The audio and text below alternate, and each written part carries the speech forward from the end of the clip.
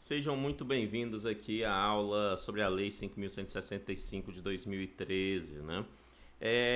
Essa lei para o concurso aqui do Distrito Federal, ela é de extrema importância, exatamente porque ele tem assuntos que tratam sobre o dia a dia da assistência social aqui no Distrito Federal. Então, eu pressuponho, os meus cálculos me levam a crer que nesta prova, especificamente, sobre essa lei, irá cair por volta de 3 questões. 3 questões sobre essa lei, é o que eu acredito. Isso significa que nós precisamos prestar bastante atenção no que ela trata, né? Na Lei 5.165, exatamente por conta da quantidade de questões que ela pode cair na prova. Perfeito? Tá? E aí nós vamos ter então aqui a teoria e os exercícios para rever esses aspectos, ficando assim mais afiados na hora da prova sobre este assunto. Beleza? Tranquilo? Bom demais. Ok, Kennedy, tá. Mas do que essa lei trata propriamente dito, né? Qual é o assunto desta lei? A Lei 5.165, né, ela trata especificamente sobre 2 assuntos. Isso mesmo, são 2 assuntos. Eu já vi alguns materiais falando que ela tem um foco em um único assunto. Isso não é verdade. Ela tem um foco em 2 assuntos, que são: o primeiro assunto são os benefícios eventuais. O primeiro assunto são os benefícios eventuais. E o segundo assunto, já está lá no finalzinho da lei, que são aí o benefício excepcional. Então isso significa o seguinte, que benefícios eventuais é uma coisa e benefício excepcional é outra coisa. E essa lei trata sobre esses 2 assuntos, os benefícios eventuais e o benefício excepcional. O nosso foco agora é os benefícios eventuais, né? Precisamos então iniciar essa ação e entender do que ele trata, né? Quais são os benefícios eventuais e sobre o que eles tratam, né? A primeira coisa então que nós vamos ter sobre esses benefícios é que eles são eventuais. Palavra-chave. Eles são eventuais. Isso significa, obviamente, que eles não são de prestação continuada, né?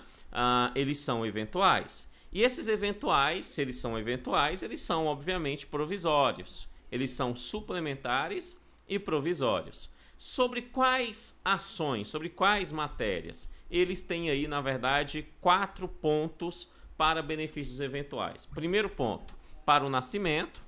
Segundo, para a morte. Terceiro, para a situação de vulnerabilidade temporária. E quarto, para a calamidade pública. Nós temos que estudar cada um deles com calma. E nós vamos estudar daqui a pouquinho mais especificamente, tá? Mas então os benefícios eventuais são para nascimento, morte, situação, vulnerabilidade e calamidade pública, tá? Quando nós falamos sobre esses benefícios eventuais, né, a lei vai nos dizer que eles não estão incluídos neles aqueles benefícios vinculados a outras políticas públicas. Por isso que eu coloquei aqui na observação, ó, não inclui a esses benefícios vinculados ao campo da saúde, da educação, da integração nacional e das demais políticas públicas setoriais. Então ele está falando, olha, esses são benefícios da assistência social e não estão incluídos em benefícios eventuais outros benefícios de outras políticas públicas. Esses benefícios, para que eles aconteçam, eles devem seguir alguns princípios bem tranquilos, tá? Sem muitas delongas em relação a eles. Primeiro princípio muito importante é o princípio da não subordinação à contribuição prévia e de vinculação a quaisquer contrapartida. Ou seja, para que a pessoa tenha acesso a um benefício eventual, ela não precisa ter contribuído. Princípio básico da assistência social que já sabemos. Na assistência social, a pessoa não precisa ter contribuído para ter acesso. E aí depois ele ainda fala, e também não pode estar subordinada a quaisquer contrapartida, ou seja, não pode estar subordinada a ter uma contrapartida da pessoa, do beneficiário, para poder receber esse benefício, perfeito? Então não pode estar subordinada à contrapartida e nem ter ali uma contribuição prévia, né? Não está subordinada a essa contribuição prévia, bastante simples. Segundo princípio, critério de elegibilidade, conforme as regras do SUAS. Terceiro, a qualidade e a prontidão na concessão desses benefícios, afinal eles são eventuais. Então, prontidão, né, é palavra de ordem, né? Quando a gente fala em morte, prontidão. Quando a gente fala em nascimento, prontidão. Em calamidade pública, prontidão. Prontidão é palavra de ordem, né, entre os princípios aqui. Ainda é princípio, né? A garantia de igualdade de condições, bastante tranquilo, né? Igualdade de condições, inclusive quando a gente fala sobre o acesso à informação desse direito e os benefícios, né? E a fruição dos benefícios eventuais. Ou seja, as pessoas que têm o direito têm que ser informadas que têm esse direito, né? E receber o seu respectivo direito. Simples assim. Também é um princípio, né, a afirmação dos benefícios eventuais como direito socioassistencial reclamável. Traduzindo, né, caso eu venha necessitar de um desses benefícios, eu posso reclamá-lo, né, eu posso solicitá-lo. Perfeito? Então é um princípio do benefício eventual, essa possibilidade de solicitar. Ainda é benefício, né, ainda é princípio desse benefício, a ampla divulgação dos critérios. Eu tenho que saber quais os critérios, você tem que saber quais os critérios, a sociedade tem que saber quais os critérios para receber esses benefícios eventuais. Então é um princípio e, obviamente, né, algo que já se encontra em outras legislações, é princípio qualquer desvinculação de comprovação complexas e vexatórias que estigmatizam o beneficiário. Ou seja, né, nós não podemos tornar obrigatório comprovações complexas, né? É desvinculante, ou seja, não há o vínculo necessário real para isso. Muito menos as vexatórias, que já sabemos que é vedado, né, solicitar qualquer tipo de comprovação vexatória. Então estes são os princípios, né, eles são importantes em relação a essa lei, para nos oferecer um norte em relação às suas atividades. Esses são os princípios.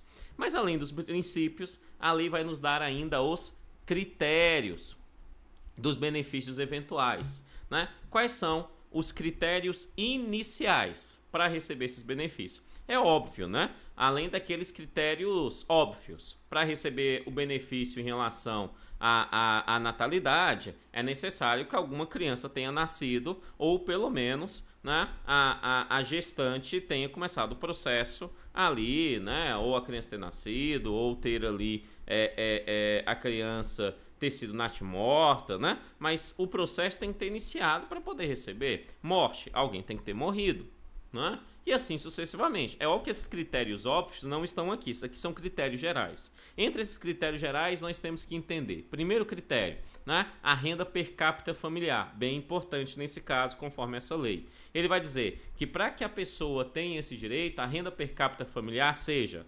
igual ou inferior. Então, se bater igual, tem direito. Inferior, tem direito. Só não tem direito se for superior. Igual ou inferior ao quê? A meio salário mínimo.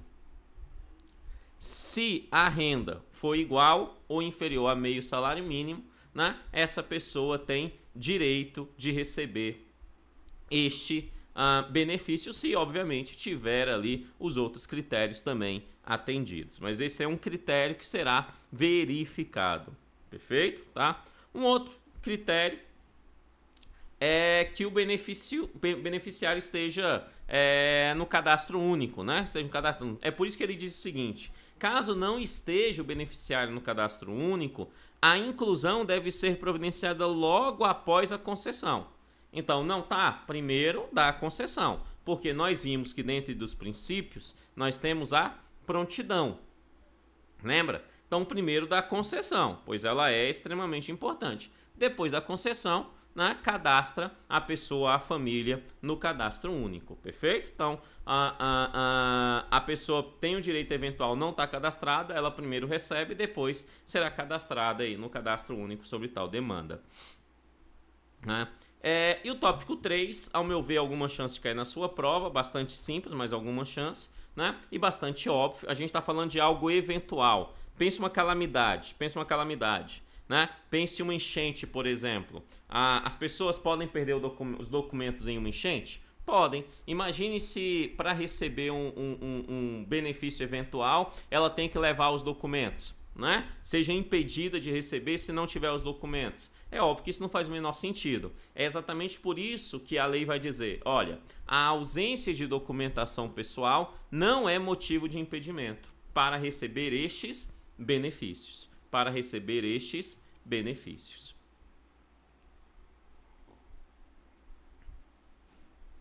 Tranquilo até aqui? Beleza? Ok. Né? Quais são as formas da concessão dos benefícios? A lei, logo no seu início, vai nos falar em 3 formas.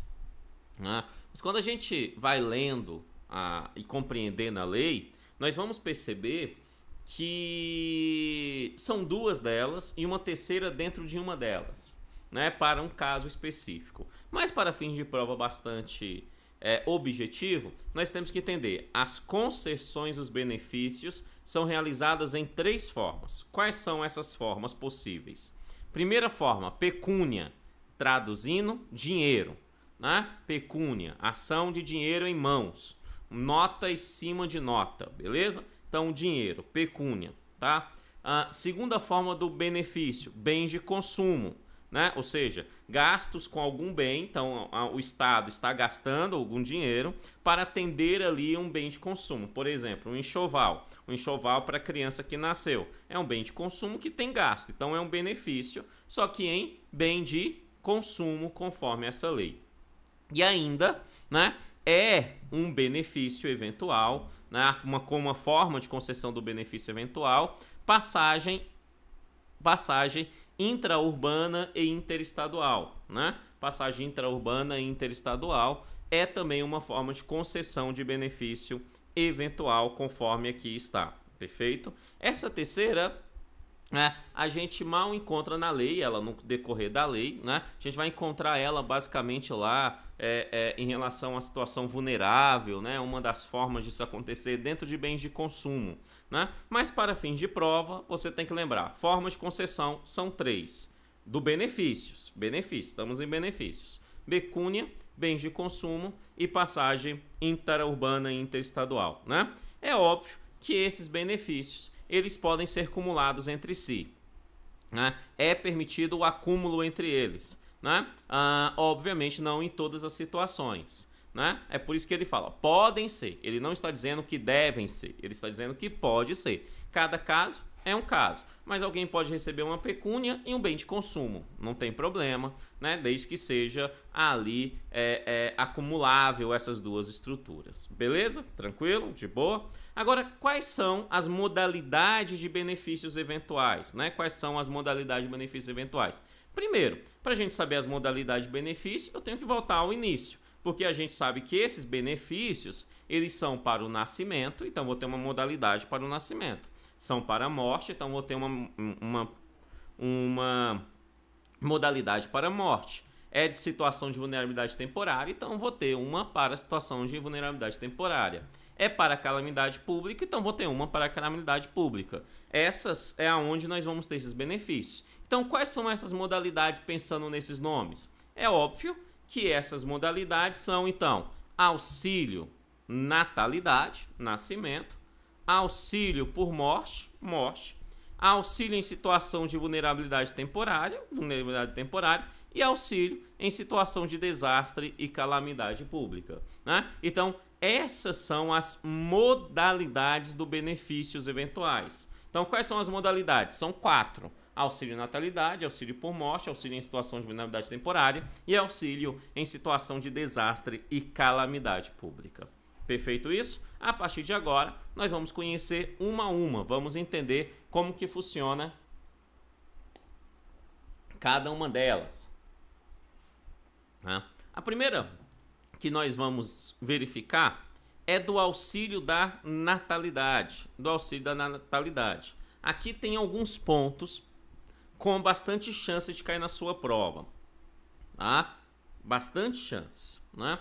Primeiro, né, ele é feito porque alguém nasceu ou pelo menos entrou no processo de nascimento, né? O que a gente chama aqui de nasciduro, nasciduro, né? Ou seja, natimorto, melhor, né? Natimorto, que a criança ela não chega a nascer, beleza? Mas nasceu ou natimorto, teria, de certa forma, algum auxílio natalidade que nós vamos entender. Mas primeiro tinha uma gestante, é isso que a gente tem que entender. Tinha uma gestante e a partir daí, né, pode receber esse auxílio.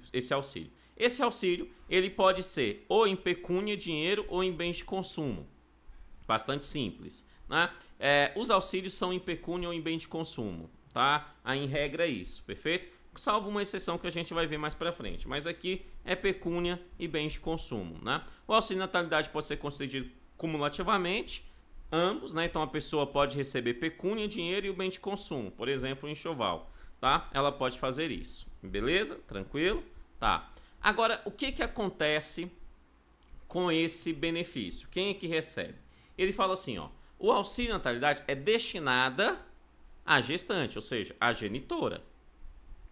Para que, olha bem aqui que isso, ao meu ver, é questão de sua prova. 1.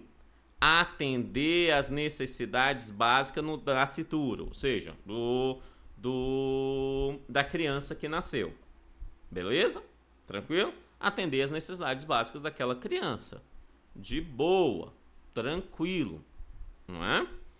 Isso é óbvio. Porém, você tem que lembrar para fins de prova o seguinte: além disso, né, também será um auxílio destinado à genitora para apoiar a mãe nos casos de natimorto, ou seja, a criança, ela ao nascer, nasceu morta, né, natimorto, ou seja, ela não nasce na verdade, né, ela não chega a nascer, né, antes de nascer ela já estava morta, então sai do corpo da mãe uma criança morta, a gente chama isso de natimorto. Essa criança não ganhou, então, as condições civis, né? não chegou a ganhar as condições civis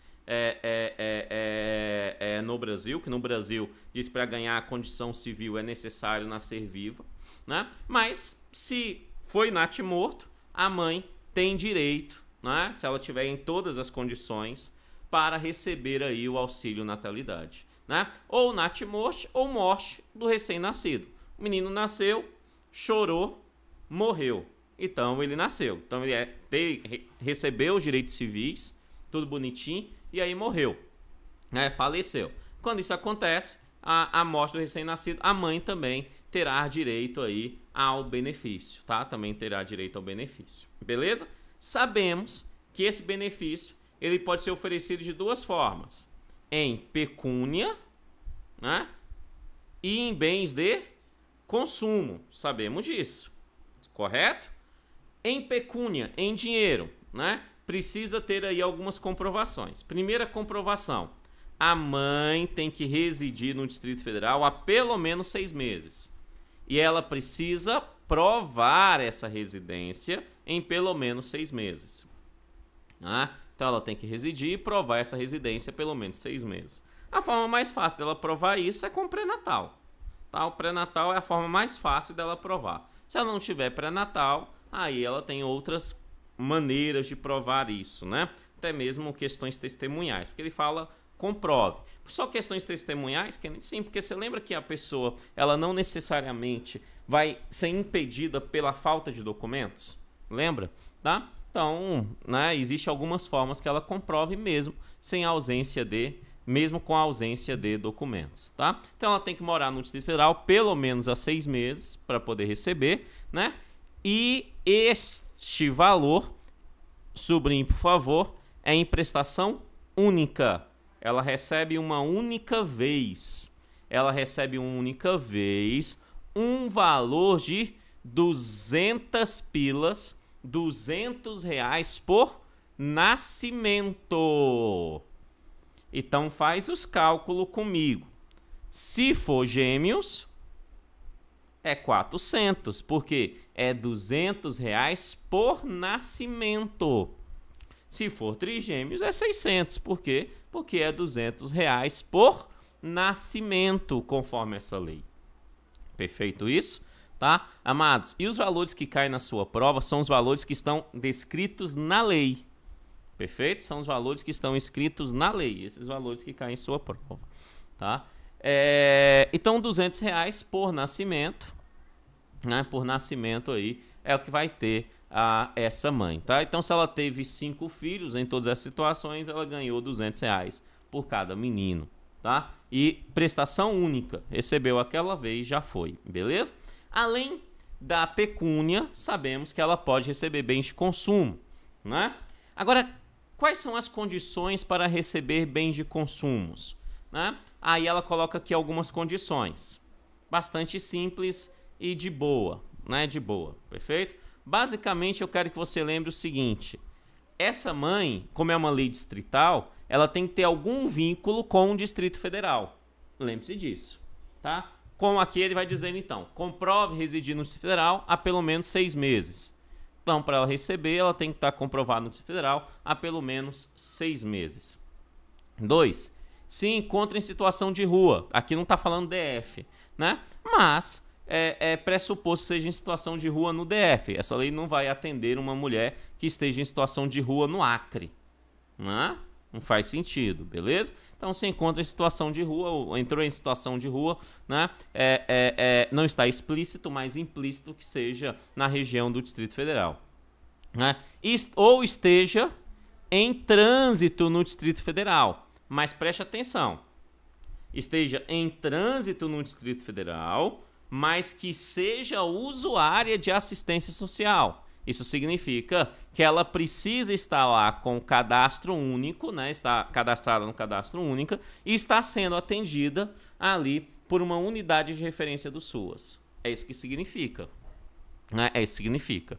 E, obviamente, a lei nem precisava falar isso, mas ela falou, né? Não necessariamente cumulativos, ou seja, né? A pessoa não tem que residir no DF por 6 meses e ainda está em situação de rua. Não é acumulados, mas sim um ou outro, né? Uma ou outra situação já garante ali o direito, se ela estiver cumprindo todos os seus requisitos. Todos os requisitos, quais requisitos? Morar no Distrito Federal, beleza, mas você tem que lembrar daqueles requisitos gerais também. Tá? Lembra que nós vimos que dentro dos requisitos gerais, por exemplo, para receber os benefícios eventuais, é necessário que a pessoa tenha uma renda per capita familiar de igual ou inferior a um salário mínimo?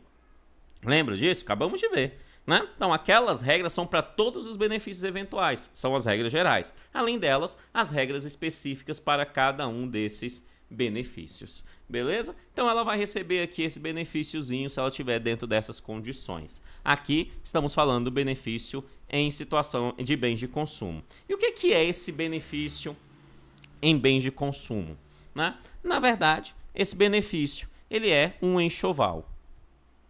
Um enxoval para o recém-nascido, para a criança, para o recém-nascido, né? Incluindo nesse enxoval itens de vestuário, utensílios e de higiene. Então, roupinha, mamadeira, sabonete, né?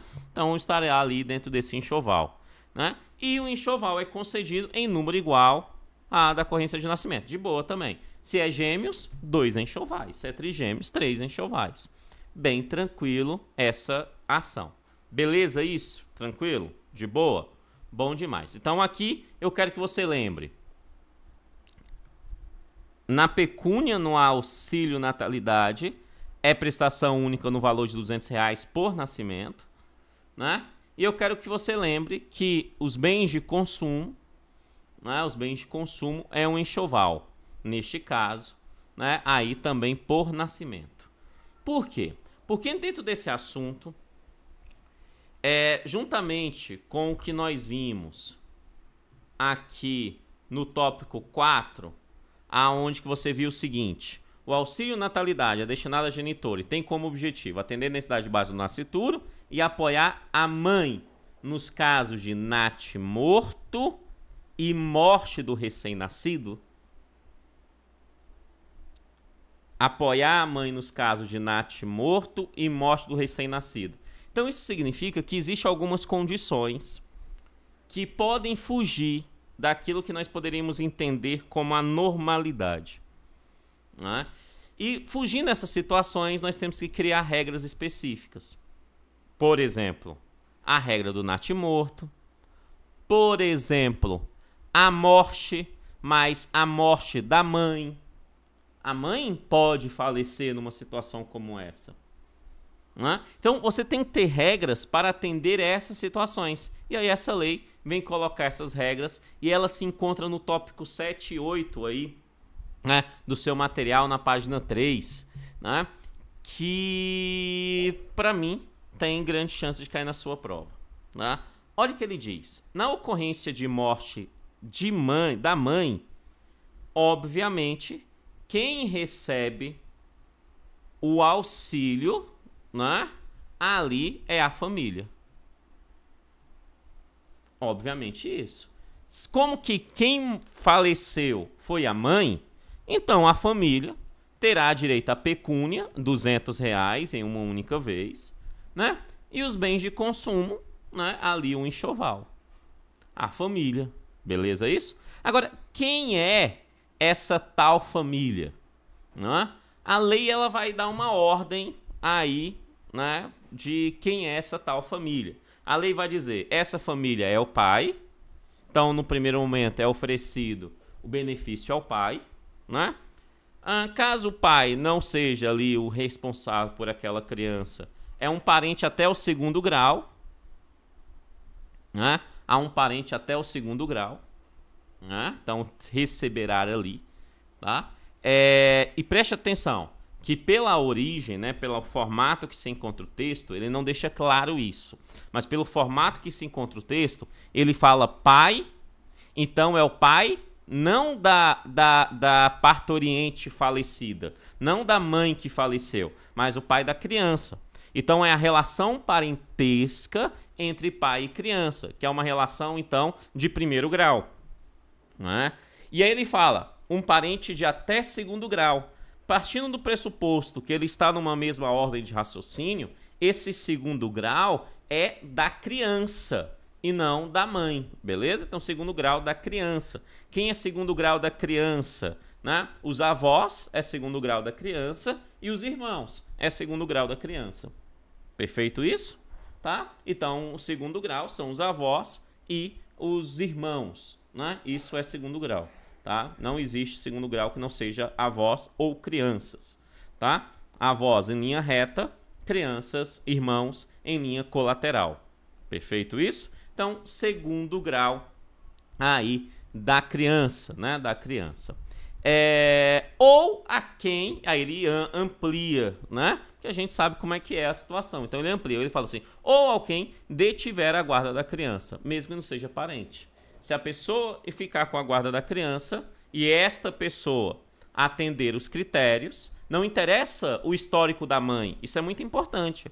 Não interessa o histórico da mãe. Se a mãe precisava atendia os critérios, né, e a mãe falece, né, e aí essa criança vai sobre a guarda de um terceiro, né, e a guarda desse terceiro, esse terceiro não atende os critérios, então esse terceiro não recebe os benefícios. Simples e óbvio isso, né? Agora, se esse terceiro, se esse pai, se esse parente de 2º grau atender aos critérios, igual a mãe atendia, né? Aí essa pessoa irá receber os respectivos benefícios. Percebe? Beleza? Lembre-se, porque o examinador vai tentar te confundir. Em casos de morte da mãe, quem ficar com a criança, se atender os critérios, recebe tanto bens de consumo quanto pecúnia. Importante isso. Importante isso. Beleza? Tranquilo? Tá? E aí vem o 8. E é bastante óbvio também. Mas é importante a gente perceber isso com calma. O que ele está falando? Ele está falando no caso de natimorto.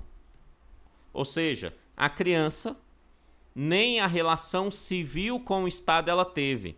Essa criança nem uma certidão de nascimento vai ter. Porque ao nascer, ela nasceu morta, natimorta. Ela não nasceu e morreu. Não funciona assim, né? Por isso que tem um nome específico para isso. O nome é natimorto. né? Nasceu morto, isso não existe, o termo nasceu morto. Né? Ou nasceu ou não nasceu. Né? Nasceu vivo. Todo nascimento não é vivo.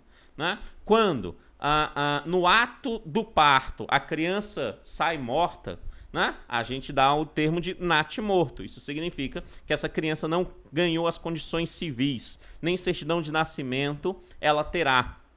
Né? Nem certidão de nascimento ela terá. Agora, nasceu, um segundo depois morreu, ganhou todas as condições civis, certidão de nascimento, direito à herança, tudo que é normal. Um natimorto não ganha nada em relação às condições civis. Tá? Mas não é isso que eu quero comentar com você, mas sim uma coisa que é óbvia. Amados, se é natimorto, esse bebê natimorto vai precisar de enxoval? Faz sentido? Dar mamadeira, sabonete? Não faz sentido. É exatamente por isso que a lei vai dizer, no caso de natimorto, a família tem direito de receber o auxílio natalidade apenas em pecúnia. A família recebe, a mãe recebe, né? Ou o pai, se a mãe falecer, ou um parente de segundo grau, ou aquele que tiver a guarda da criança, né? Melhor, a guarda da criança não, a guarda da criança já era. Né? Porque se natimorto não tem guarda da criança, né? Mas um parente de segundo grau, um pai, né? E por que eu estou acrescentando um pai e o segundo grau? Porque aqui ele fala a família. A família. Se a criança foi natimorta, a família tem direito de receber. Ele não fala só a parturiente, ele fala a família. Né? E indo pela referência da própria lei, a família está tratando sobre a mãe, sobre o pai e sobre parente de segundo grau. Né? Então, a família tem direito de receber esse auxílio natalidade, né? Apenas em pecúnia, apenas o dinheiro. Exatamente, porque não faz nenhum sentido. Não faz nenhum sentido aí receber um enxoval ali, né, como bem específico para tal situação. Beleza? Tranquilo? Tá? Mas, apesar de ser um natimorto, né, a criança não ganhar as condições civis, né, conforme as regras brasileiras, né, ela tem direito a ser sepultada. Né? Então, isso significa que, obviamente, numa situação como o natimorto, né, essa família vai poder acumular, né, cumulativamente, tal situação do benefício do nascimento, né, com o auxílio por morte que a gente vai estudar agora, né, em bens de consumo, perfeito? Ou seja, conseguir o funeral da criança, por exemplo. Tá? Então, é importante a gente perceber essa situação aqui. Este é o auxílio, né, por natalidade. Esse é o auxílio por natalidade.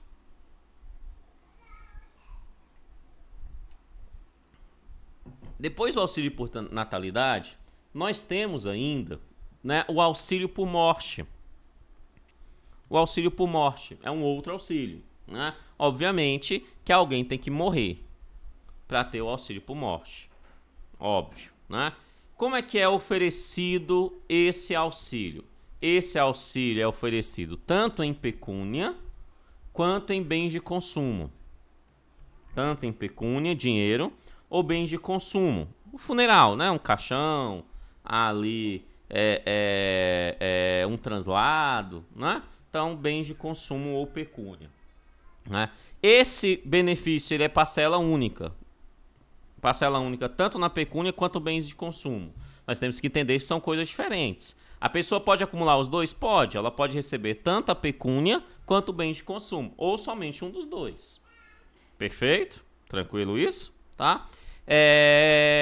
Tanto que ele fala no 2, né? O auxílio por morte pode ser concedido cumulativamente na forma de pecúnia e bens de consumo. Pode acumular, né? E o que é e para que serve esse auxílio por morte?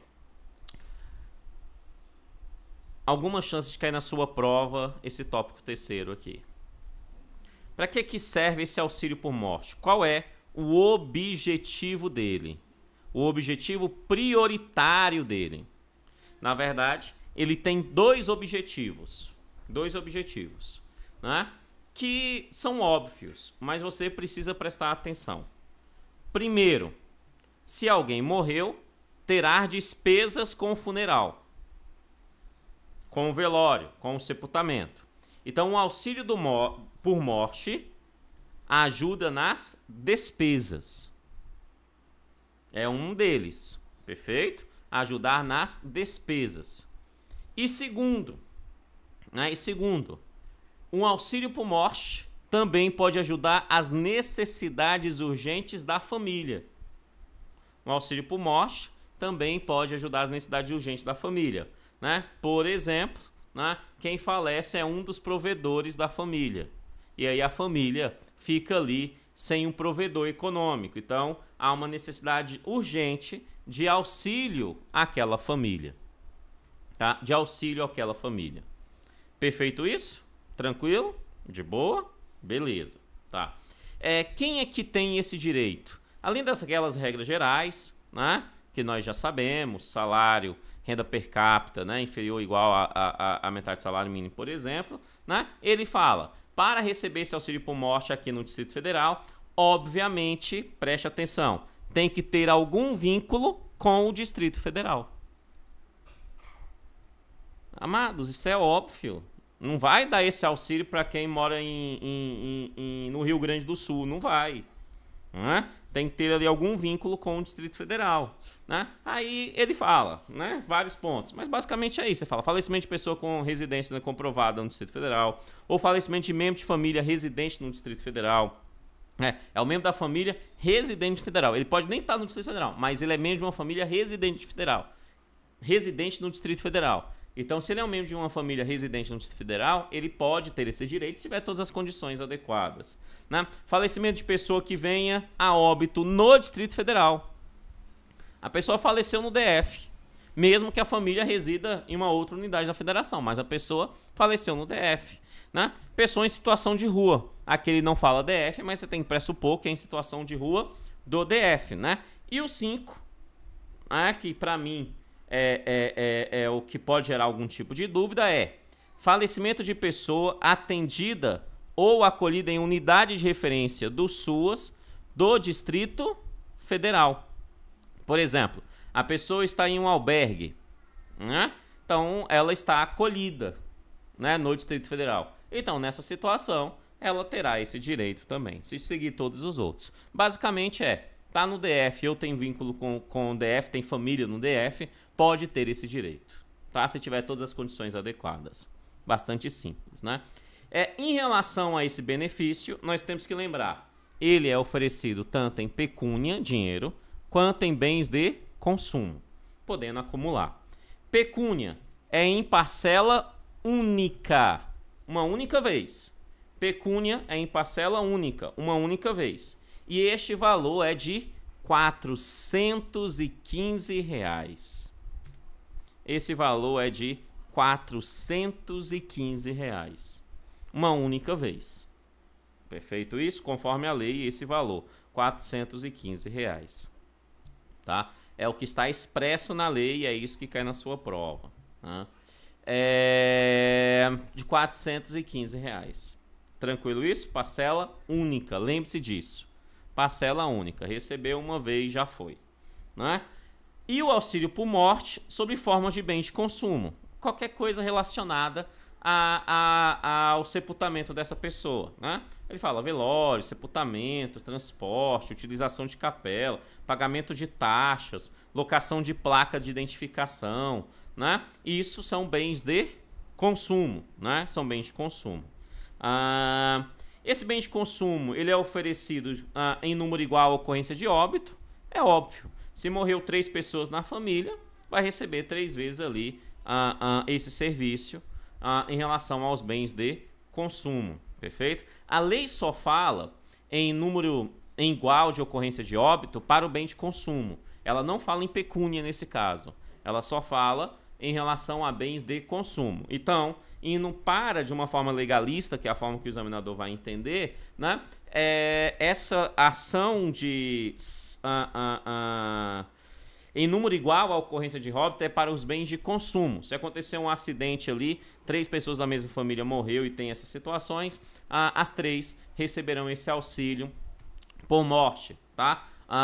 por morte aí em bens de consumo. Em pecúnia, se tiver o direito, né, a lei não deixa claro isso, ela não estabelece. Então, se ela não estabelece, interpretando a lei pela própria lei, né, podemos entender a pecúnia uma única vez, no caso de auxílio por morte. Beleza? Bens de consumo, dependendo da quantidade de óbitos, a pecúnia uma única vez ali. Morreu 3, mas é a família que vai precisar do dinheiro, né? Então a família vai receber uma única vez aquele valor de R$415, tá? Beleza isso? Tranquilo?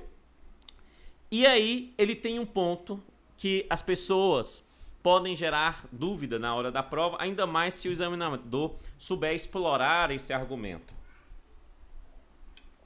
Que é o seguinte: você viu que o valor da pecúnia é em parcela única e é de R$415. O valor da pecúnia, parcela única de R$415. Você viu isso?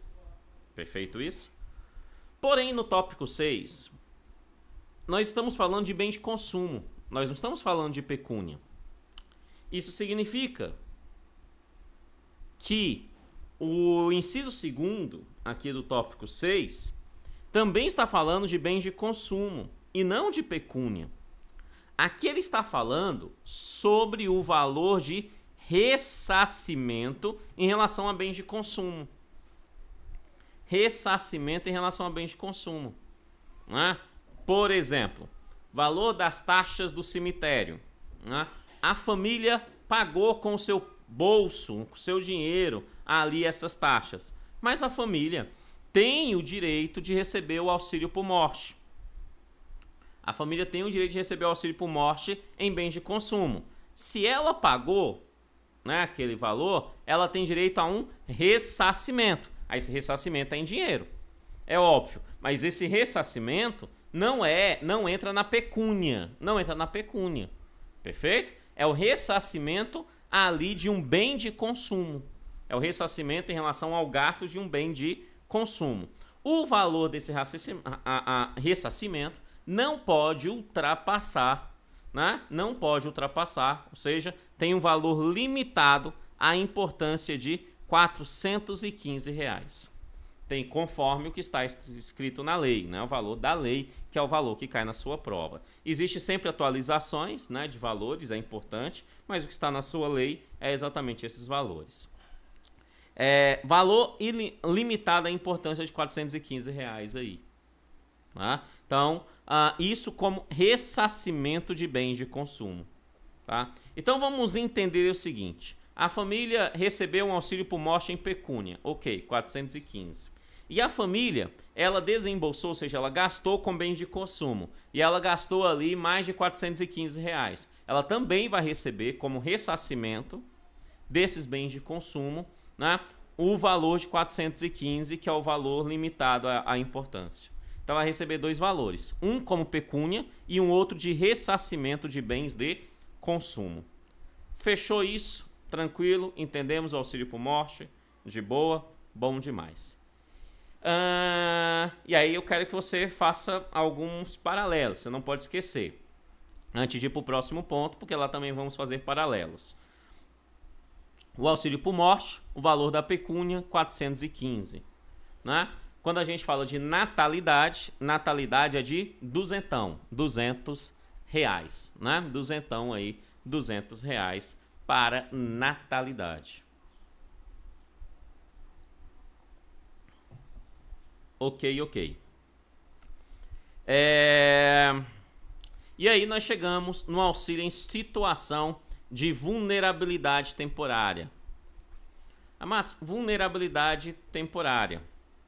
A gente está falando de vulnerabilidade. O que define basicamente essa vulnerabilidade? Né? O que define basicamente essa vulnerabilidade, está lá no tópico 4, né? São situações que essa família, essas pessoas se encontram, que pode gerar a ela riscos, pode gerar a elas perdas, ou pode gerar a elas danos. Isso é vulnerabilidade temporária. Riscos. O que são riscos? Ameaça de sérios padecimentos. Né? Isso são riscos. Perdas. privação de bens e de segurança material. Né? Isso é vulnerabilidade. E danos, agravos sociais e ofensa. Danos. Né? Então, alguém que esteja em situação de vulnerabilidade temporária, ou ela se encontra em situação de risco, ou ela se encontra em situação de perda, ou ela se encontra em situação de danos, ou em ambos. Né? Estando em uma delas, já é uma situação de vulnerabilidade temporária. Perfeito isso? Tá? Quando a gente fala em relação a essa situação de vulnerabilidade temporária, né, o que nós queremos, obviamente, é minimizar as situações de riscos, perdas e danos. Sim, quando eu dou o auxílio, quando o Estado oferece esse auxílio, é para minimizar as situações de riscos, perdas e danos. Simples, bastante simples. Né? De contingência social e deve integrar serviço buscando o fortalecimento do vínculo da família e inserção comunitária, de boa. Né? Como que esse auxílio é oferecido? Novamente, ele é oferecido em pecúnia e em bens de consumo. Kennedy, pecúnia e bens de consumo Mas quando a gente viu lá no início da lei e a gente fala sobre as formas de concessão, lá fala pecúnia, bens de consumo e passagem intraurbana e interestadual. E até agora, os exemplos que nós vimos, natalidade, morte e calamidade não, e vulnerabilidade, né, vulnerabilidade temporária, só fala em pecúnia e bens de consumo. É isso mesmo. Só fala nos dois. Tá? Apesar do terceiro estar exposto como uma possível concessão, né, até agora nós vimos que ele só fala nesses dois aqui. Esse terceiro, passagem intraurbana, ele aparece dentro da vulnerabilidade. Ele aparece dentro da vulnerabilidade. Tá? Que nós vamos ver, perfeito? Mas não está expresso como uma forma de concessão da vulnerabilidade, tá? As formas de concessão da vulnerabilidade é pecúnia e bens de consumo. Na verdade, essa questão de transporte vai aparecer dentro de bens de consumo aqui na vulnerabilidade, conforme nós vamos ver. Beleza? Tranquilo? Tá. Quando a gente fala sobre esse auxílio, né, a gente precisa saber o seguinte. Primeiro, né, que ele fala em pecúnia e bens de consumo. Então, existem as duas formas. E ele começa falando sobre este consumo, ou melhor, sobre essa pecúnia. E aí, quando ele falou sobre essa pecúnia, ele me dá um valor. Ele fala assim no tópico 3, o valor dessa pecúnia, sendo que o valor da pecúnia é de R$ 408. O valor da pecúnia é de R$ 408. Beleza isso? Tá? Falava, bens de consumo vai ter e pecúnia R$ 408. Mas perceba que aqui ele não fala em parcela única, como ele fala na natalidade, como ele fala na morte, na mortalidade. Aqui ele fala um valor especificamente. Isso significa que não é parcela única. E nós vamos entender aonde que se encontra isso. Perfeito? Aonde se encontra isso. Ok. Né?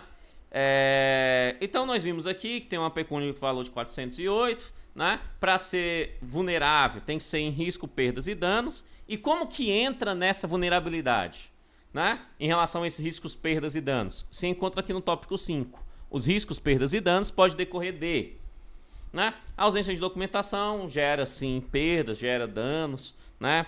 Alguns riscos, é possível. A ausência de documentação, necessidade de mobilidade, olha bem, mobilidade intraurbana.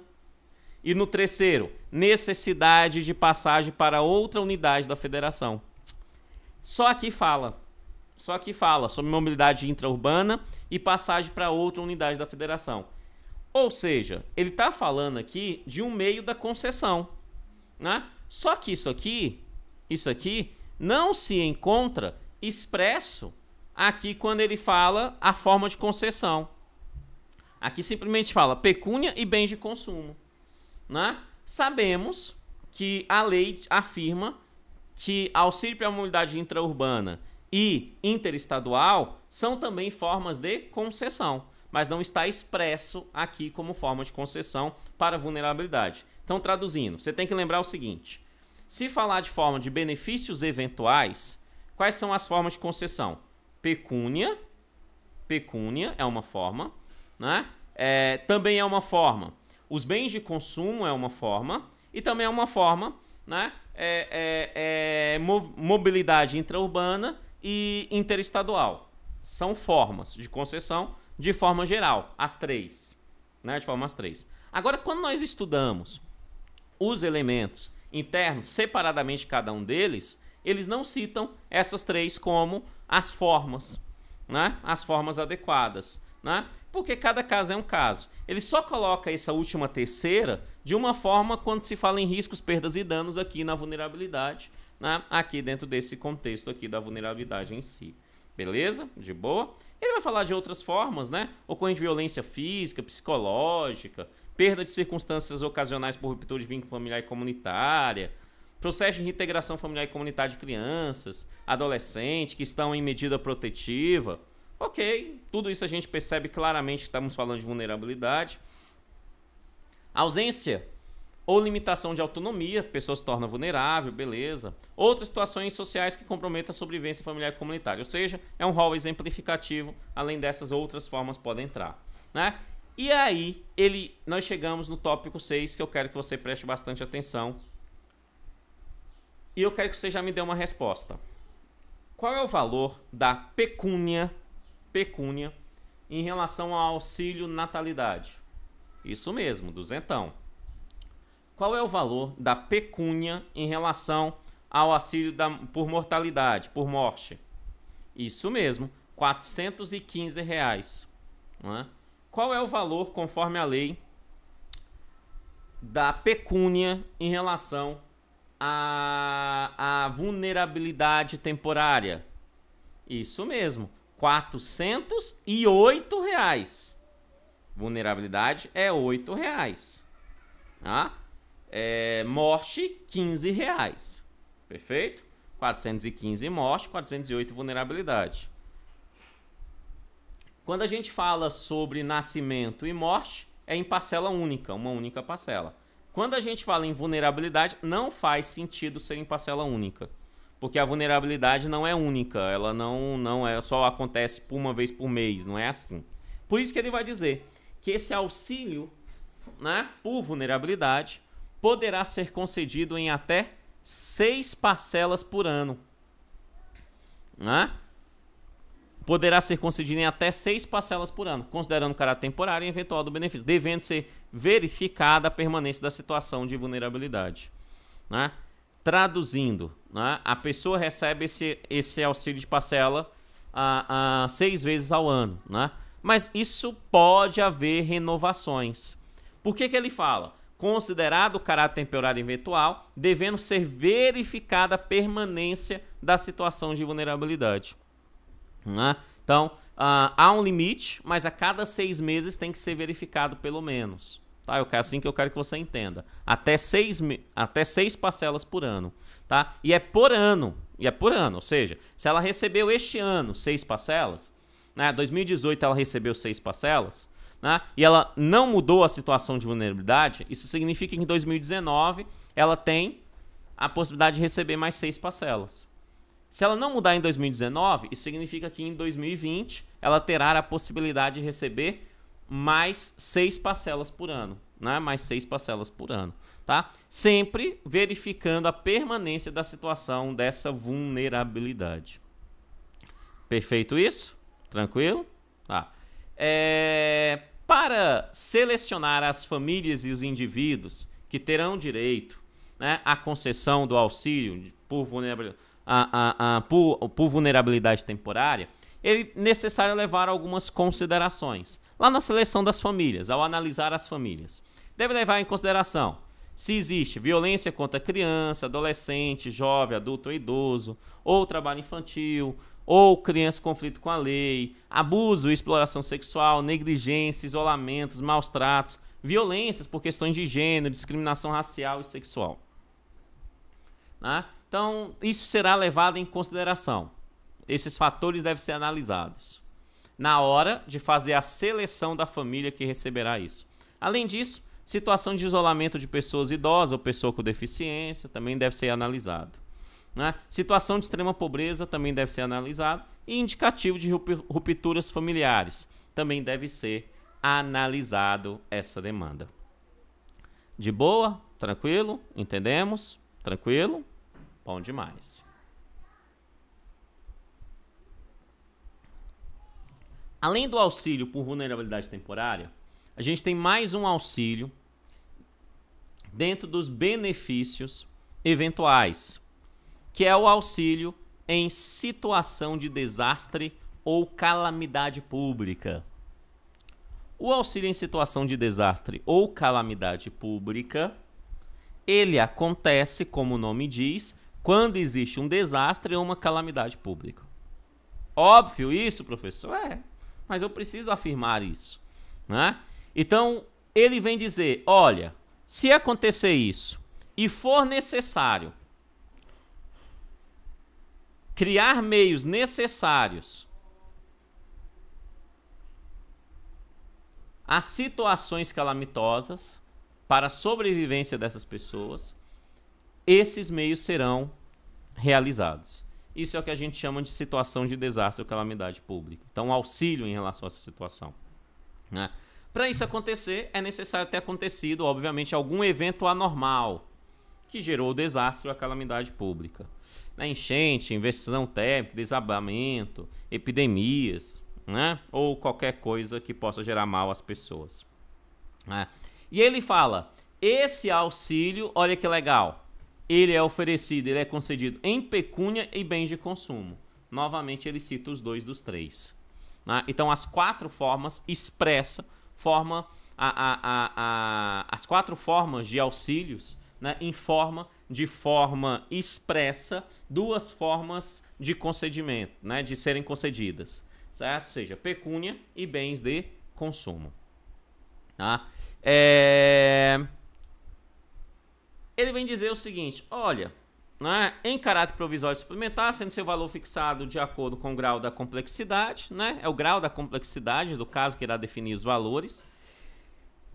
Em relação, amados, o grau dos valores em relação primordialmente aos bens de consumo, né? Porque cada caso é um caso quando a gente fala em bens de consumo. Quando a gente fala no valor da pecúnia, né, a lei já deixa taxativa. Ela dá essa informação de forma geral, mas depois ela taxa o valor da pecúnia em relação a esse auxílio aqui, né? E ele vai dizer, o valor dessa pecúnia é de R$408. Né? O valor dessa pecúnia é R$408. Perceba que ele não fala em taxa única. Não, porque a calamidade pode demorar algum tempo. Correto? Então ele não fala em taxa única ali, tá? Para resolver tal situação.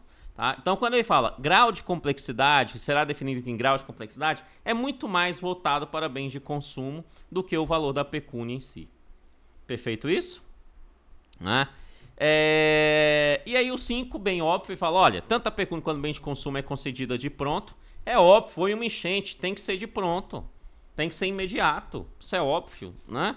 Será oferecido às famílias e vítimas de situação de desastre pública que se encontram em possibilidade de arcar sozinhas com o restabelecimento de sua dignidade. Ou seja, aquelas famílias que não conseguem, estão impossibilitadas de arcar sozinhas, né? Arcar sozinhas com o restabelecimento da sua dignidade, o Estado oferece esse auxílio. Beleza? Tá? Seja ele em pecúnia, valor de R$408, ele não fala que é taxa única, ele também não fala quantas parcelas são, mas ele fala que é o valor de R$408, né? E aí ele diz que quando a gente trata sobre tal situação, o processo de complexidade, o grau de complexidade deve ser analisada principalmente em relação aos bens de consumo, né? Para atender aquelas famílias que estão impossibilitadas, né? Atender de pronto aquelas famílias que estão impossibilitadas em arcar sozinha com o restabelecimento de sua dignidade. Pronto, esses são os benefícios eventuais conforme essa lei. Esses são os benefícios eventuais. Porém, todavia, contudo, nós já sabemos que além dos benefícios eventuais, a lei trata sobre o benefício excepcional. Então, isso significa que benefício excepcional é uma coisa e benefícios eventuais são outra coisa. É outra coisa. Perfeito? Qual é o benefício excepcional? Para que ele serve? Esse benefício excepcional é muito fácil você identificar ele na prova, porque ele está falando sobre desabrigo temporário. Ou seja, aquelas pessoas, aquelas famílias que por algum motivo não têm ali a possibilidade de ter um abrigo. Essas pessoas irão receber o benefício excepcional, né? Esse benefício excepcional, ele é destinado exclusivamente ao pagamento de aluguel de imóvel e residência. Exclusivamente a isso. Né? Exclusivamente a isso. E aí você vai perceber que esse benefício excepcional está lá no tópico 3, ó. Está lá no tópico 3. Ele é recebido em pecúnia. No benefício excepcional, nós não falamos ali de bens de consumo. No benefício excepcional, nós estamos falando em pecúnia. Né? A família que tiver direito a esse benefício excepcional em receber essa pecúnia, irá receber num valor de até. Então não é o valor de R$600 específico, ele fala de até R$600. Cada caso é um caso. O que não pode é ser acima desse valor conforme a lei. Né? Acima desse valor conforme a lei, não pode. Certinho? Então é de até, menos de 600 pode, mas não. É de até R$600. Tá? Até R$600. Então vamos pensar em valores. Quando eu falo no auxílio de natalidade, duzentão, parcela única. Quando eu falo no auxílio morte, 415. Quando eu falo em auxílio de vulnerabilidade, 408. Quando eu falo em calamidade, 408. Quando eu saio dos benefícios eventuais e eu entro no benefício excepcional, o benefício excepcional é de R$600. É de até, ou melhor, de até R$600. Perfeito isso? Tá? A família, ao receber esse benefício, ela poderá receber até 6 meses. Afinal, é para que ela more. Podendo ser prorrogado por igual período. Podendo ser prorrogado por igual período. Ela recebe esse valor para quê? Óbvio, para pagar o aluguel. Né? Isso é óbvio. Então, ela até 6 meses podendo ser prorrogado por igual período. Perceba que isso aqui é a regra. Isso aqui é a regra. Tá? Em quais situações as famílias têm esse direito? Está no tópico 2. Né? Ele fala, a família poderá ter direito em relação a catástrofe, desastre ou calamidade, situação de risco geológico. Tá morando ali, estamos no DF, né? Então tá morando bem na boca de uma erosão, há um risco geológico. Situação de risco à salubridade. Está morando no meio ali de um lixão, alguma coisa nesse sentido. Desocupação de áreas de interesse ambiental. Processo de realocação, remoção ou reassentamento dessas pessoas. Risco pessoal e eventos de risco em casos excepcionais e situação de rua. Né? Ou seja, essas pessoas têm direito a esse benefício se comprovarem isso aqui. Né? Em relação a esse benefício excepcional. Esse é um benefício excepcional e não eventual. Tranquilo isso? Tá? Agora, existe um ponto que eu preciso tratar com você, que está no tópico 3º, mas se encontra no importante dentro dele, que é o seguinte. Olha o que o tópico 3º fala. A pessoa vai receber pecúnia no valor de até R$600, por até também tem um até 6 meses, podendo ser prorrogado por igual período. Beleza, tranquilo, né? Beleza, tranquilo. Porém, o artigo 29 da lei vai dizer o seguinte: se o deslocamento desta família da sua residência foi compulsória, ou seja, ela foi obrigada a sair, e ela vivia naquele local por mais de 5 anos, foi deslocada compulsoriamente, e ela vivia naquele local por mais de 5 anos, este benefício excepcional pode ser prorrogado por até 48 meses. Mas para ser prorrogado por até 48 meses, é necessário que o deslocamento tenha sido compulsório e ela vivia naquele local há mais de 5 anos. É a única forma que pode, não necessariamente vai, mas pode ser prorrogado por até 48 meses. Por até 48 meses. Perfeito isso? Em todas as situações, em regra geral, é até 6 meses, podendo ser prorrogado por igual período. No caso de deslocamento compulsório, com residência há mais de 5 anos naquele local, pode ser prorrogado por até 48 meses. Ou seja, começa com 6, podendo ser prorrogado por até 48 meses. Tá? Tranquilo, né? A concessão desse benefício, em relação ao deslocamento compulsório, é condicionada à habilitação do beneficiário na política de habitacional do Distrito Federal. Ou seja, eles têm que estar, para ter esse direito, ele tem que estar de acordo, né? O direito de ser prorrogado por até 48 meses. É esse o direito que a gente está falando aqui do artigo 29. De prorrogação, e não o direito inicial de receber o início de até 6 meses. Tá? É de prorrogar até 48 meses. Além de deslocamento compulsório há mais de 5 anos, essa família tem que estar condicionada, né, à habilitação do beneficiário na política habitacional do Distrito Federal. Então, elas têm que estar cadastrada nessa política habitacional do Distrito Federal e tem que estar com os requisitos legais adequados para esse fim. E, obviamente,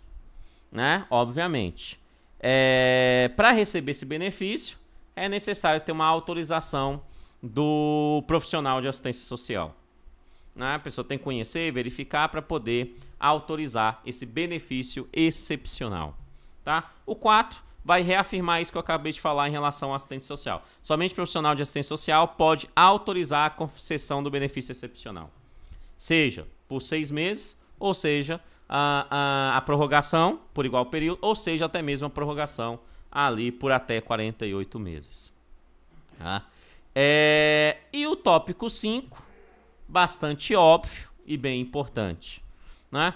Uma pessoa que está recebendo ali o benefício excepcional, o valor do aluguel, né, ali por até 6 meses, né? Por até 6 meses, certinho. E essa pessoa, ela voltou a ocupar de forma irregular alguma terra pública ou privada. Ela está recebendo e voltou a ocupar ali de forma irregular alguma terra pública ou privada. O que vai acontecer? Óbvio, ela vai perder ali o benefício excepcional. Afinal, ela está ocupando irregularmente aquela terra ou aquela situação privada, aquela terra pública ou aquela terra privada. Então, ela perde esse benefício excepcional. De boa? Tranquilo? E aí nós chegamos nas disposições finais, que neste caso dessa lei tem informações importantes, por isso eu trouxe aqui pra gente.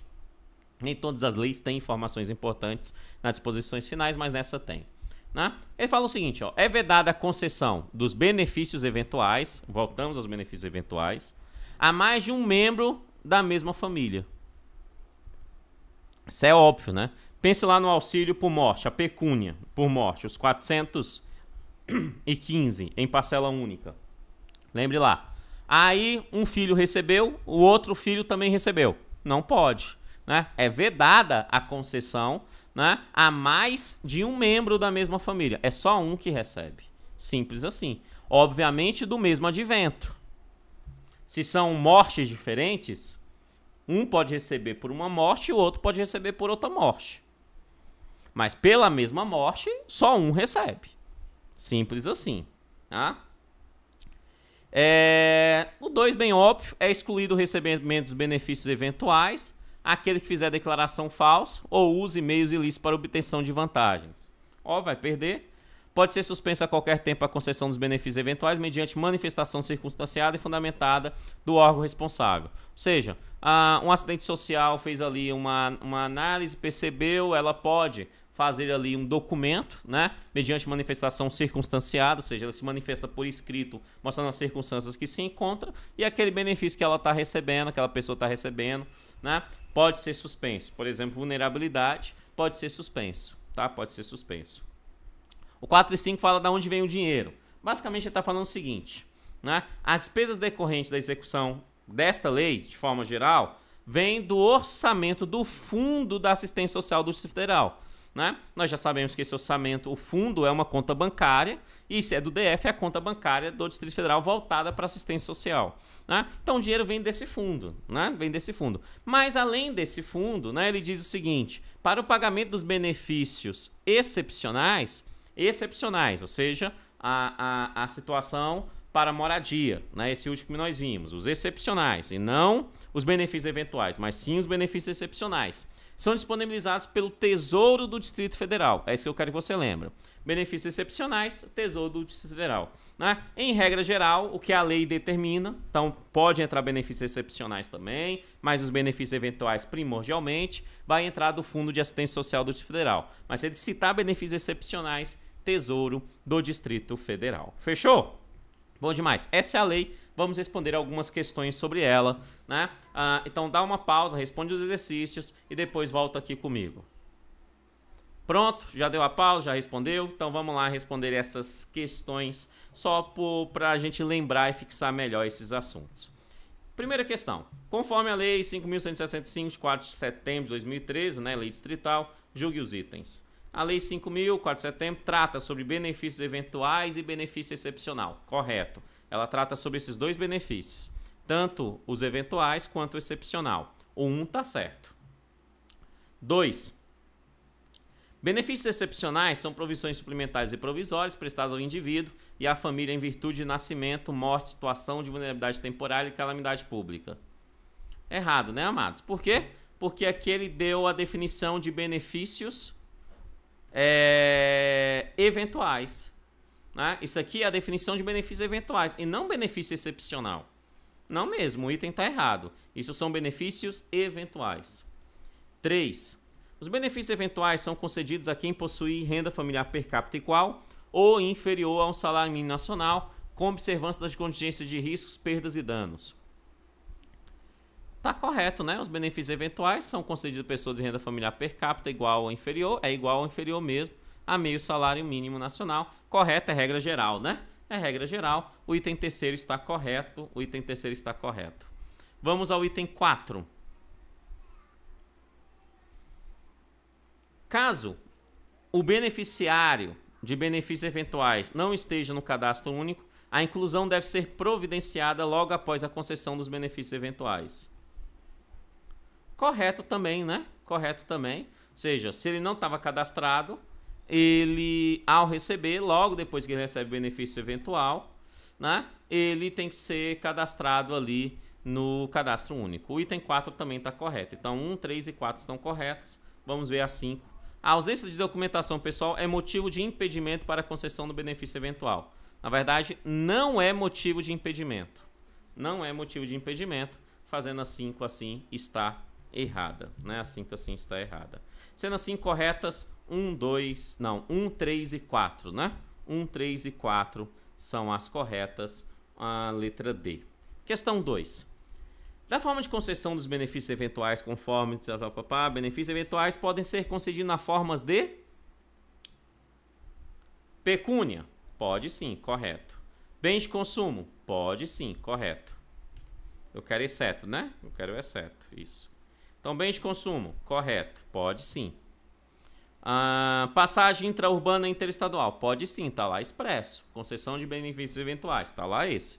Né? Então, correto. Atendimento médico? Não. Na verdade, a lei ainda vem dizer o seguinte, né? Que qualquer benefício de outras formas de políticas públicas não engloba aqui nos benefícios eventuais da assistência social. Sendo assim, é o item D, é o item incorreto, o item D é o exceto aqui, item D, 2, então é o item D. 3. São princípios dos benefícios eventuais conforme a lei, exceto. Então, princípios, exceto. Só tem uma que não é princípio. A. Subordinação à contribuição prévia da vinculação a quaisquer contrapartida. Isso é princípio? É princípio a subordinação à contribuição prévia e vinculação? É óbvio que isso não é princípio. Na verdade, o princípio é a não subordinação. Né? A não subordinação à contribuição prévia. Né? O item está errado, é o item A. Exatamente o exceto, já encontramos. Então o item terceiro é o A, né? Todos os outros são princípios verdadeiros aqui. Então o A é o item incorreto, é o exceto da questão 3, letra A. Vamos à questão de número 4. São modalidade de benefícios eventuais conforme a lei, exceto. Então, modalidade de benefícios eventuais, exceto. Só uma não é benefício eventual conforme a lei. A. Auxílio de natalidade. É. B. Benefícios excepcionais. Amados, benefícios excepcionais não é uma modalidade de benefício eventual. Não, é um outro benefício. Uma coisa são os benefícios eventuais, que são os 4 que aí estão: auxílio natalidade, auxílio por morte, auxílio em situação de vulnerabilidade temporária e auxílio em situação de desastre e calamidade pública. Esses são os auxílios eventuais. Né? Mas, além disso, nós temos o benefício excepcional, que é um outro benefício. Né? Aqui ele está falando sobre modalidade de benefícios eventuais, exceto. O único que não é benefício eventual são os benefícios excepcionais, sendo assim, o item B da questão 4 é o item, né, que é o exceto, o item B. 5. Conforme a lei, marque o item incorreto em relação ao auxílio natalidade. Só tem uma que é errada, então, em relação ao auxílio natalidade. Vamos ver. O auxílio natalidade é destinado à genitora e tem como objetivo atender as necessidades básicas do nascituro ou apoiar a mãe nos casos de natimorto e morte recém-nascido. Correto. O auxílio natalidade em pecúnia é concedido em prestação única no valor de R$200 por nascimento. Correto. Tá? É por nascimento, prestação única, correto também. O item B correto. C. Que era incorreta, né? C. O auxílio natalidade na forma de bens de consumo consiste no enxoval do recém-nascido, incluído itens de vestuário, utensílios de higiene, e utensílios de higiene. Correto, né? E utensílios de higiene. Correto. Né? O item C está correto. Tanto vestuário, quanto utensílios, quanto higiene, né? Encontra lá nesse enxoval, que é, neste caso, a forma de bens de consumo. Está correto o item C. D. Na ocorrência da morte da mãe, a família tem direito de receber o auxílio natalidade somente em pecúnia. Amados, nós estamos falando da morte da mãe. A gente não está falando do natimorto. A gente está falando da morte da mãe. Da morte da mãe, se a família tiver as condições adequadas, ela recebe tanto pecúnia quanto recebe bens de consumo. Recebe os dois. Perfeito? Tá? É na morte do natimorto, né, do bebê, o bebê é natimorto, né? Neste caso, que aí só recebe a pecúnia. Tá? Agora, na morte da mãe, o bebê continua precisando de roupa. Né? O bebê continua precisando de mamadeira, continua precisando ali de sabonete. Então, ele vai receber também ali os bens de consumo, beleza? Então, o item D é o item errado, né? O item D é o item errado, é o que nós estamos procurando. Na morte da mãe, tem tanto pecúnia quanto ali de bens de consumo, caso a família esteja dentro daquelas condições adequadas. Né? E E, só para os encargos de consciência do professor, no caso do natimorto, a família tem direito de receber o auxílio natalino apenas em pecúnia. Agora, correto. Se é natimorto, é apenas em pecúnia mesmo. Né? O item E está correto. Sendo assim, eu quero a incorreta. Da 5, a incorreta é o item D. É o item D. Vamos ao item 6. Conforme a lei 5.165 de 4 de setembro de 2013, marque o item correto em relação ao auxílio por morte.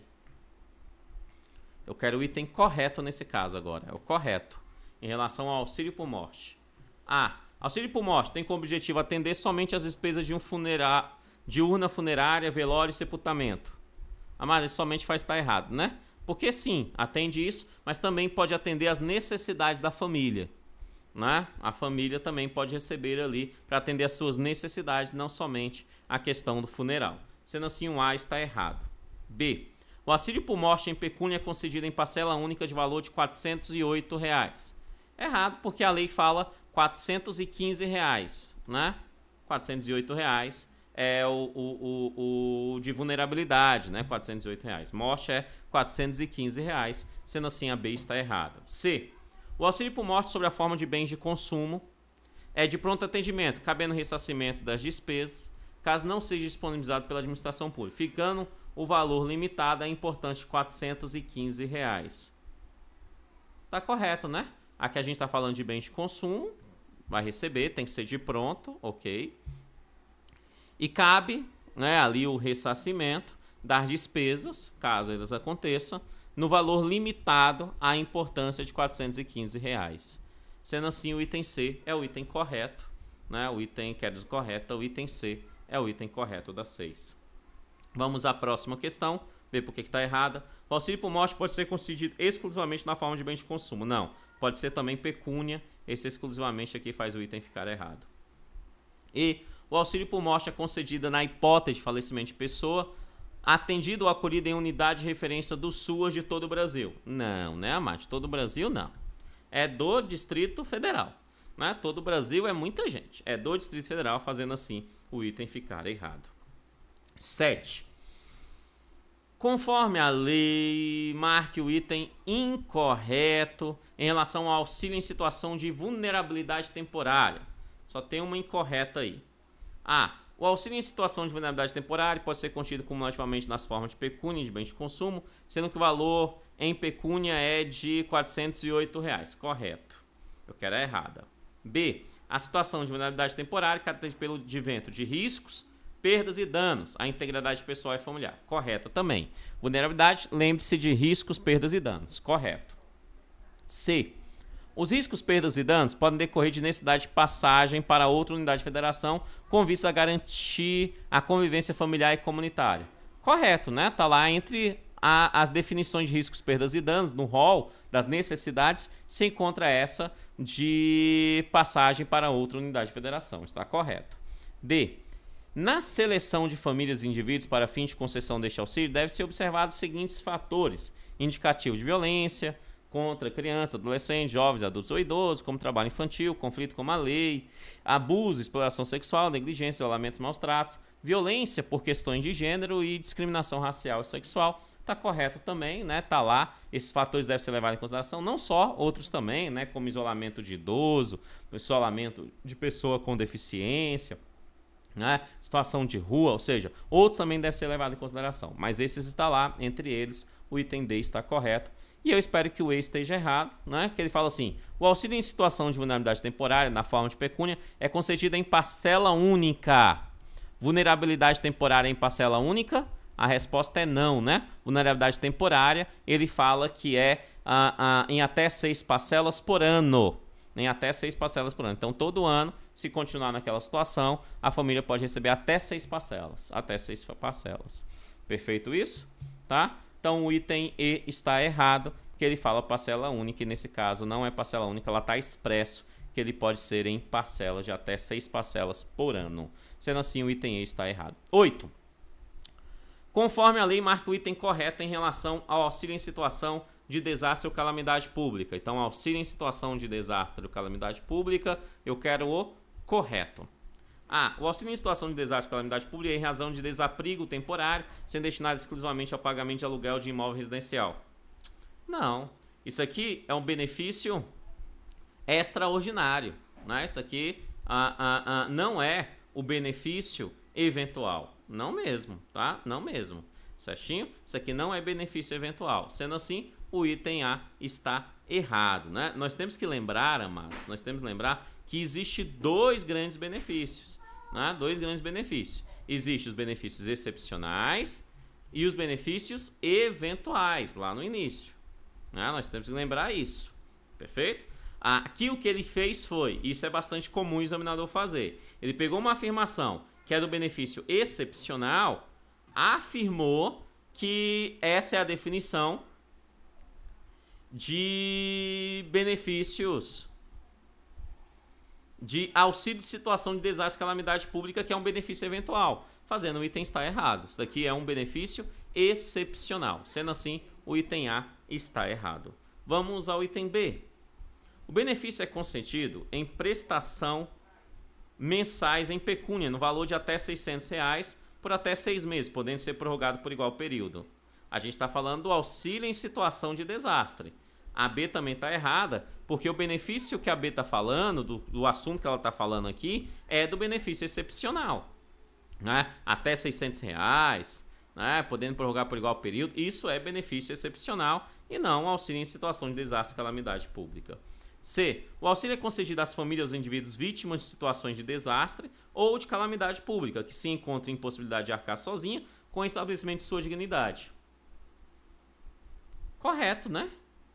Correto. A gente quer desastre e calamidade pública, definição da C está corretíssima, né? Atende sim essa demanda para aquelas famílias que estão em impossibilidade de arcar sozinhas com o restabelecimento da dignidade familiar. Sendo assim, é o item C, o item correto do item 8, porque as outras duas estão erradas. Vamos ver. D.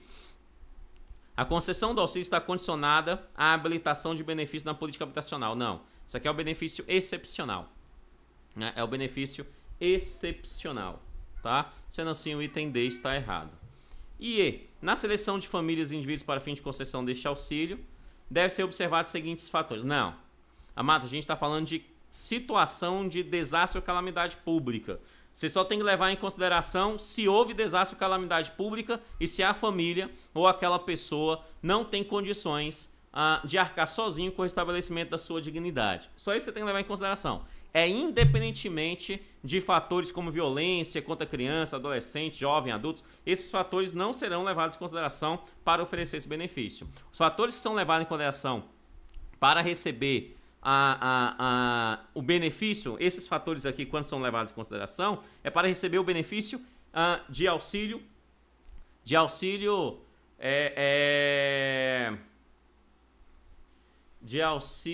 em relação à vulnerabilidade temporária, né? Em relação à vulnerabilidade temporária. Sendo assim, o E também está errado, porque ele pegou a vulnerabilidade temporária e tentou afirmar aqui uma regra da vulnerabilidade temporária como da de calamidade pública e desastre. Sendo assim, o item E está errado. Vamos ao item 9 e último, e olha o que ele diz. Conforme a lei, marque o item incorreto, só tem uma errada. A. É permitida a concessão de benefícios eventuais a mais de um membro da mesma família. Errado, né, amados? Porque lá é claro, é vedado a concessão de benefícios eventuais a mais de um membro da mesma família em virtude do mesmo advento, né? Em virtude do mesmo advento, é vedado a receber a mais de uma família. Então o item A é o item errado da 9, as outras estão corretas e bastante simples. Criança do meu coração, muito obrigado pela sua atenção, que Deus abençoe e valeu, e até a próxima lei. Falou, tchau, tchau.